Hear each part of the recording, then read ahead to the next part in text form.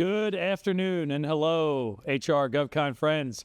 Welcome to episode 27, the summer edition of the GovCon HR Roundup podcast. Can we call it the World Cup edition? This could be the World Cup edition. Yeah. Well, like most soccer seasons took off for a month, and we took off June. We'll be like the the knockout roundup. Today. Yeah, we kind of took off June to watch World Cup games. We knew everybody would be distracted. We are back. It is great to be back after a hiatus in the month of June.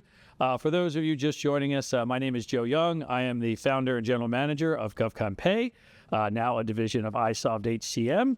We are the only outsourced payroll and HCM company focused exclusively on serving the government contracting marketplace.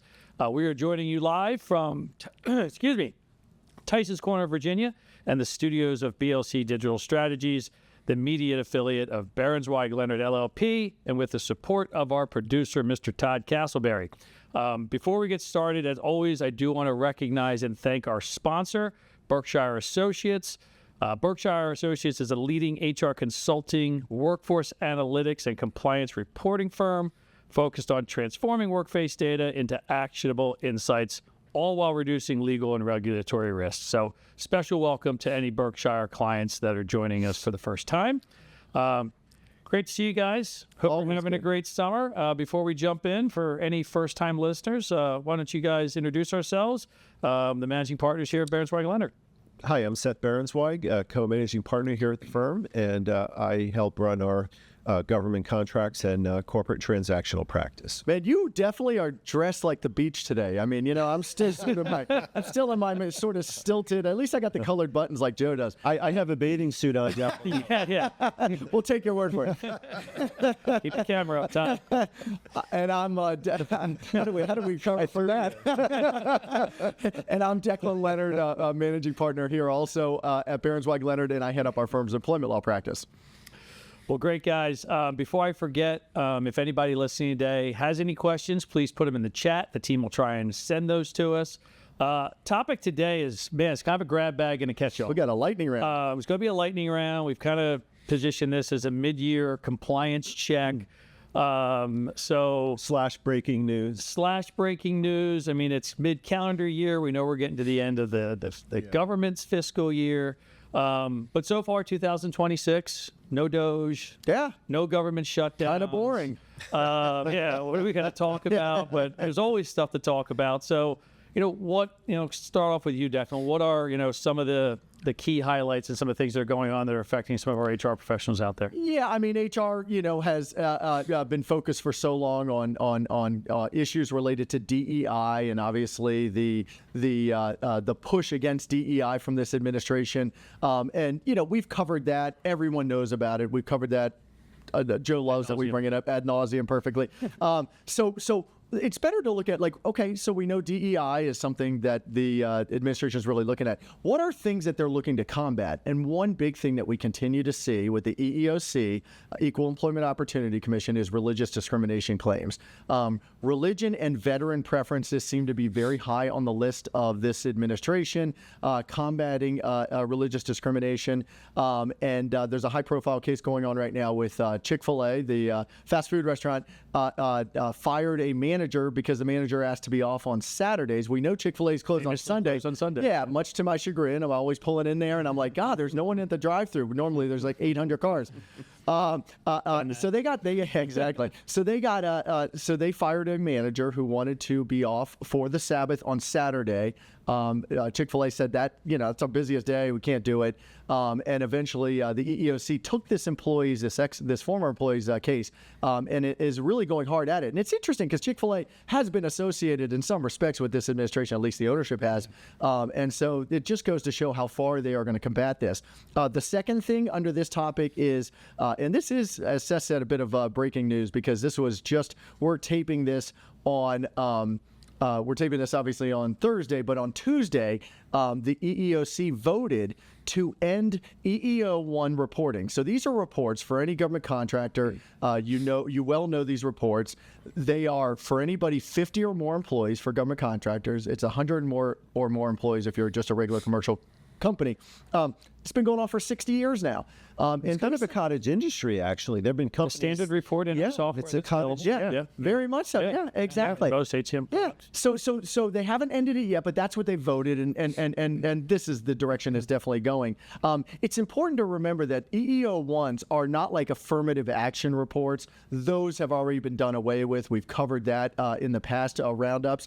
So these are really just data-driven things, largely focused on race and gender of your employees, and what you do is you basically fill it out and you file it on an annual basis.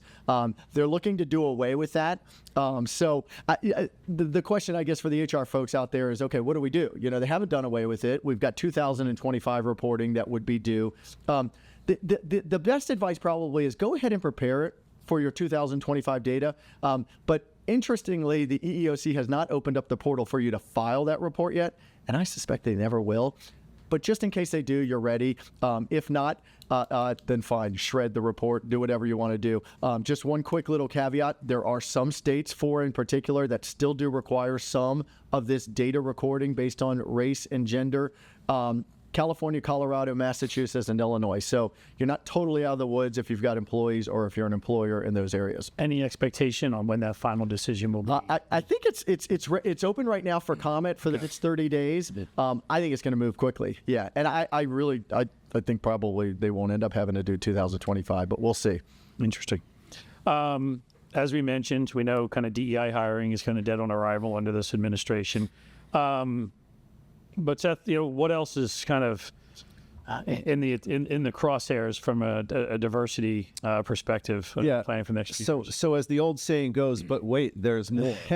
This one's kind of a big deal. The SBA has released a proposed rule that would significantly reshape eligibility criteria for companies that would qualify under the Section 8A business program.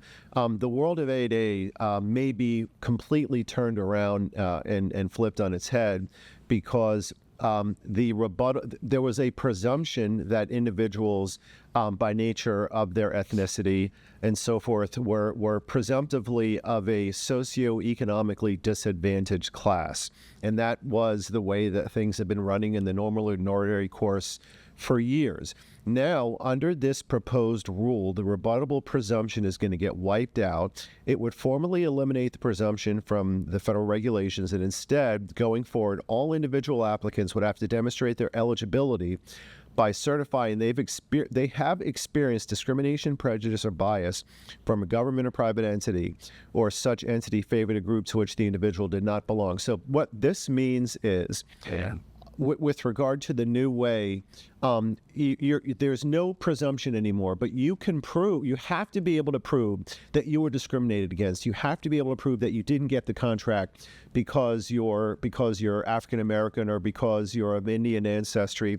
That is a completely different approach. Interestingly, they also said that under the rule, the criteria for discrimination would include unlawful DEI programs and the unlawful affirmative action programs or policies. In theory, what that means is that this is critical. This is critical.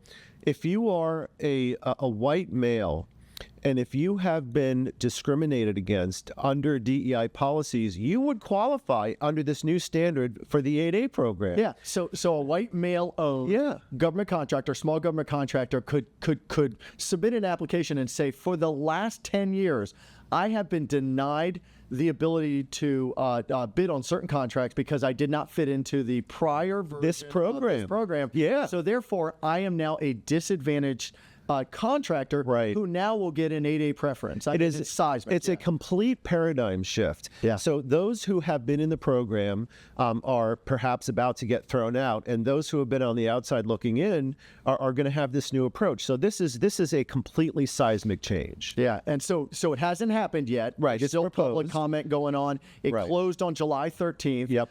Everything kind of goes a little bit through the snail pace, although it goes pretty quickly nowadays. So this is another high priority. Huge. I mean, this was something that was telegraphed a while ago. Yeah. And now it's coming to fruition. So yeah. I think that people will be aware of the first element, but they won't be thinking necessarily about the second element that we talked about. Yeah, people will think, okay, well, SBA preferential 8A program is gone. Well, no, maybe it's not gone. It's just maybe it's reversed. People. It's opened up another door. Yeah. Yes. Exactly. And to steal your line, but oh wait, there's more. There's still more. We're discussing the disadvantaged groups, but what other groups could also be affected by some of these changes? Yeah, we were talking about the race-based, national origin-based, but of course there's also preferences for women-owned businesses, WOSB program under the SBA. That is also getting looked at, and they're looking potentially to end that program too. And that's been a potent program over the years. So in other words, if you're a woman-owned small business, certain contracts have been set aside for you to bid on. That is now also looking, sort of on the chopping block. It hasn't happened yet, but it's looking. They have introduced bills to eliminate it. This would prohibit executive agencies from awarding contracts based on woman-owned businesses, also minority-owned businesses, prohibiting prime contractors, because we forget about this. Prime contractors work with subcontractors and often are required up until this point to select them based on whether or not they qualify for any of these preference set-asides. Yeah, they actually had to kind of do the checkboxing to make it happen. Yeah. That would be prohibited too. They're not touching the hub zone, nor are they touching service-disabled, veteran-owned small businesses. So they're not going to be impacted here. So again, I said this at the beginning, that veterans tend to be protected under the current administration. So this is really a complete re-leveling of the entire GovCon playing field. Yeah, right? I mean, it's going to reverberate not only on bids and proposals, it's going to reverberate on how. I mean, we know private equity has been really, really looking at government contractors. That's a good point. Who do they look at nowadays? Do they look strategically at a traditional SBA 8A company and say, if we get this company, we can get this? Now they're going to have to kind of revise their standards in terms of who they're looking to acquire. Yeah, that's such an interesting point because, players in the PE space have been active. And of course, without disclosing any clients or confidences, we have a number of deals that we're looking at with PE players are kind of in the plumbing and in the background. Their focus is going to be different right now. And some of them might be late to the party in terms of appreciating what the huge impacts are here that we're talking about today. Yeah. And then along the lines of continuing changes, a lot of people know we're going through a FAR rewrite. Mm-hmm. So, as you said, for some great summer beach reading, probably great for helping with naps on the beach. If you're having trouble sleeping or having trouble sleeping. What are some of the highlights of anticipated with some of those changes that I think are out for review now? Yeah, so there's quite a lot of meat on that bone, but there's one element that I would focus in at the moment. There has been, of course, as we've discussed ad nauseum, the part that DEI policies and practices need to be retracted. They need to be pulled out. And the FAR, as to be amended, prohibits contractors from engaging in any racially discriminatory DEI activities and imposes reporting requirements on contractors who may run afoul of that. Now, these changes are such that all existing contracts must be modified to include this new FAR clause by July 24th. Which is tomorrow. Yep. Agencies have discretion not to issue a modification for existing contracts that expire this year. But as a practical matter, the companies have to go in and make this change. And if a contractor refuses the modification, agencies are instructed to consider a termination of that contract for convenience. So what this means is also that this is going to flow down to the subs. And what it also means is that if a company is not cognizant of this and does not comply, that could give rise to liability under the False Claims Act. So again, something that sounds like kind of a technical, if almost borderline boring topic, can lead to some really harsh penalties and the Justice Department knocking on your door. Yeah, and I think what's interesting, there's an interesting theme here. If you're a prime contractor, and a lot of our client base is a combination of, we've got some primes, we've got some subcontractor, some subcontracts also. For prime contractors, it's not just that they have to flow it down on paper and be like, hey, here's this attachment to our subcontract that has all the flow downs where your head is dizzy just trying to follow all the different FAR provisions that are just listed there simultaneously. But you have to make sure that they comply with it, and kind of the buck stops, with the prime. I think that's how the administration is looking at it. Is they're not going to say we put it on a piece of paper and they signed off on a subcontract saying that they would agree to it. Yeah. I think that there's a larger sort of responsibility on primes nowadays with a lot of the stuff that we're talking about here, where things are flowing down to their subcontractors. They're going to be charged with having to make sure that this stuff is followed through on. And I think what we're seeing is really kind of a rebirth and a re-extension of what is compliance in the federal space, because you have so many changes, you have so many requirements, you have so many flow downs in such a vastly changing environment, with a lot of these rules coming out, several of which the notice and comment period, as you've noted, has already ended, that you're going to need to really make sure that you stay on top of this, because again, if you're the prime, you have to police it and report it. And if you're the sub, then you also have to be on your toes. So there's a lot going on in this regard. And you mentioned the False Claims Act and how the administration is utilizing that as a tool, really, maybe for enforcement now. Which includes criminal ramifications.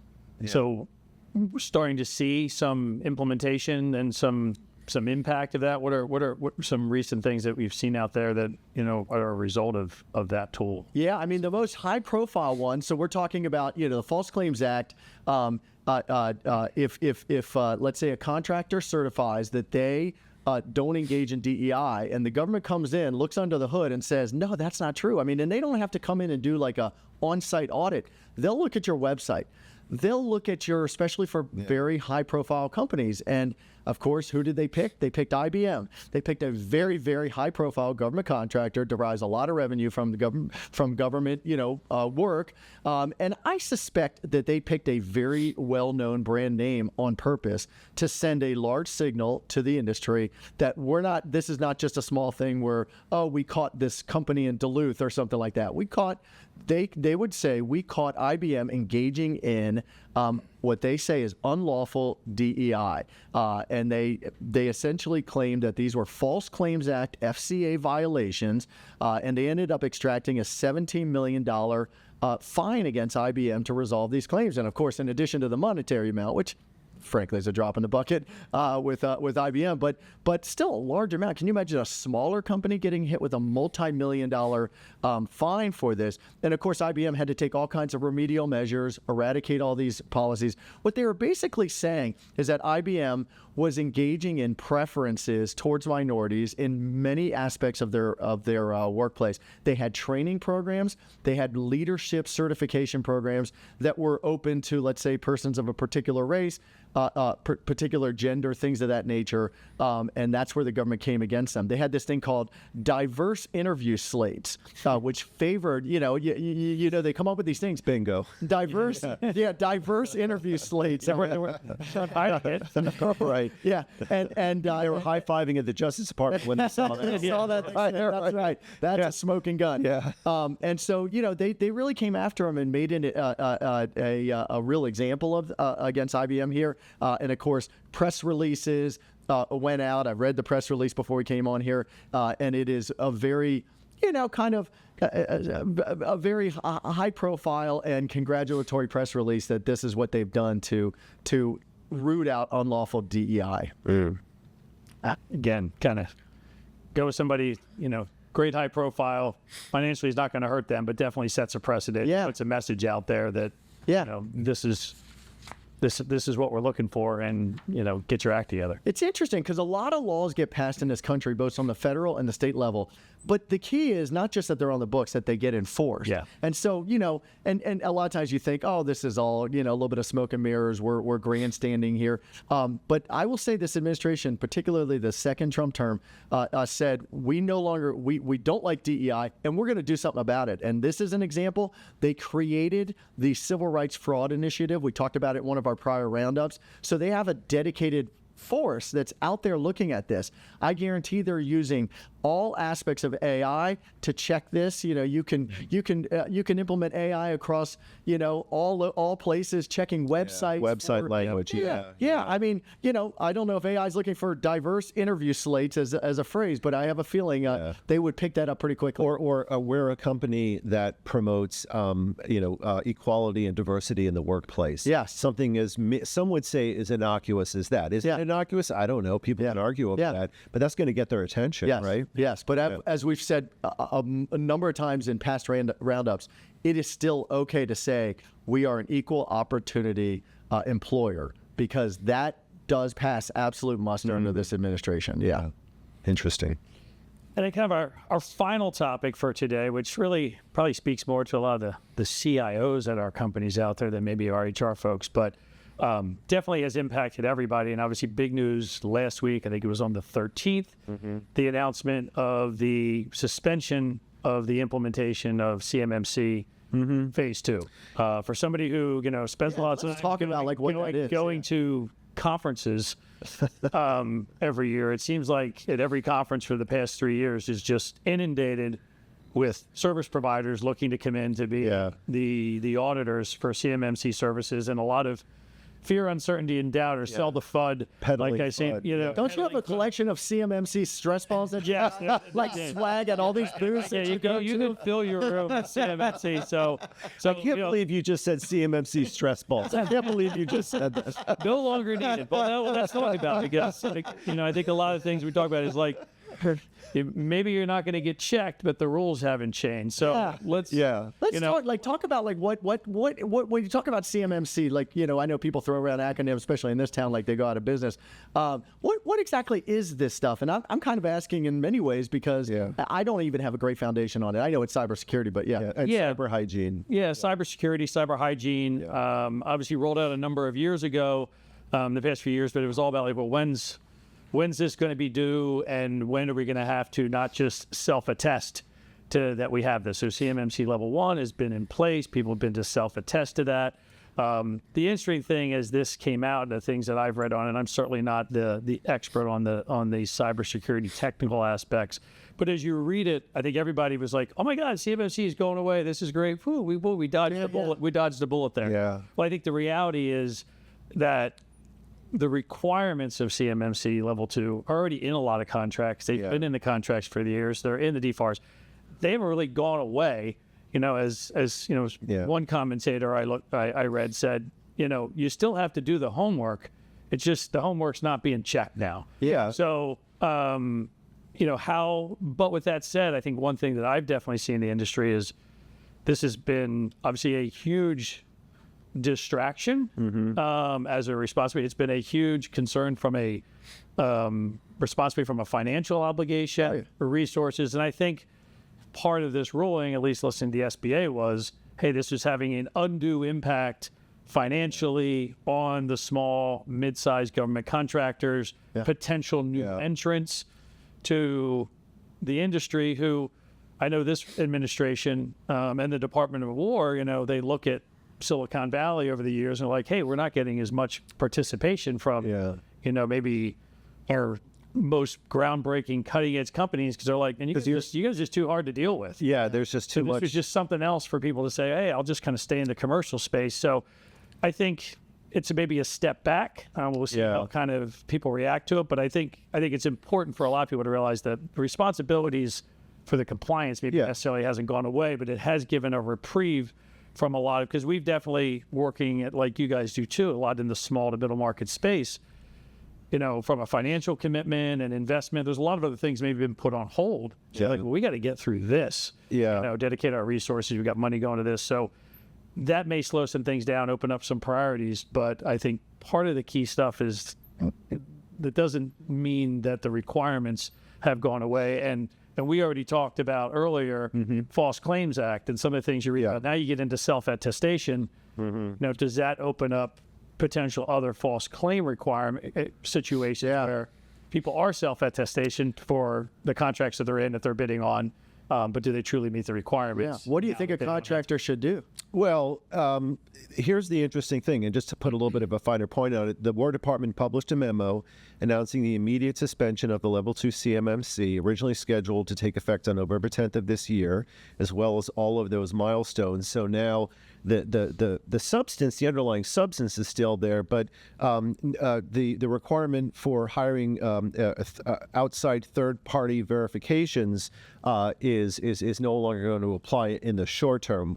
What this means is really interesting, because if a company is close to completing or has completed Phase 2 level CMMC compliance, they can use that to say to the contracting officer or the deciding official on a procurement, we have level 2, so you're more protected, hire us.